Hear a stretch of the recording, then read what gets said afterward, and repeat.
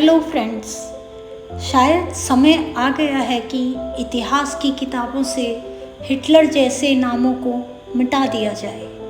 इसलिए नहीं कि हम सच से भागना चाहते हैं, बल्कि किसी की घृणा को केंद्र में रखना उचित नहीं। ऐसा कोई कारण या आवश्यकता नहीं कि उन्हें केंद्र में रखकर विस्तार से जाना जाए, जिन्होंने दुनिया को युद्ध में झोंककर राख में बदल दिया। परिणाम स्वरूप कोई नवनिर्माण नहीं हुआ, बल्कि हिरोशिमा और नागासाकी जैसा महाविनाश हुआ। हम क्यों पढ़ते हैं उन्हें, जिन्होंने दुनिया को राख में बदल दिया, जबकि हम सीख सकते हैं उन मासूम चमकते सितारों से, जिन्होंने अंधेरे में भी उम्मीद के लिए जगह बनाई। एन फ्रैंक 13 वर्षीय बालिका, हर क्षण मृत्यु जिसका पीछा करती रही, लेकिन छिपते छिपाते भी जिसने आशाओं का दामन नहीं छोड़ा।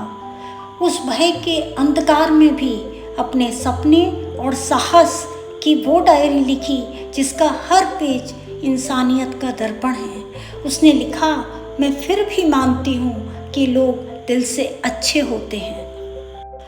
सादाको सासाकी, हिरोशिमा की 12 वर्षीय बच्ची, जिसने मृत्यु यानी ब्लड कैंसर के सामने खड़े होकर भी 1000 क्रेन बनाने का निर्णय लिया।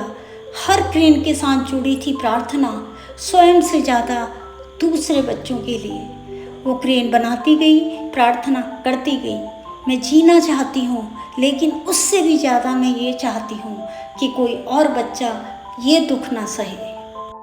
आज आवश्यकता है इतिहास के पुनरावलोकन की। क्या इतिहास में हिटलर जैसे घृणा और सत्ता के लोभी चरित्रों का वर्णन हो, या उन चमकते सितारों का, जिन्होंने मृत्यु के सामने खड़े होकर भी इंसानियत, साहस और शांति की मिसाल रखी। इतिहास में हिटलर एक वार्निंग का उदाहरण होना चाहिए।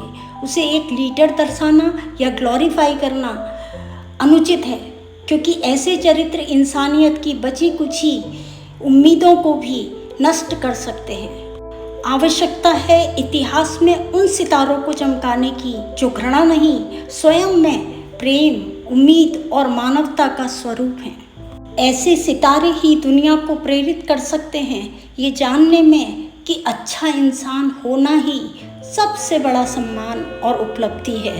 अन्यथा दुनिया ज्ञान में तो आगे, लेकिन इंसानियत से परे रहेगी।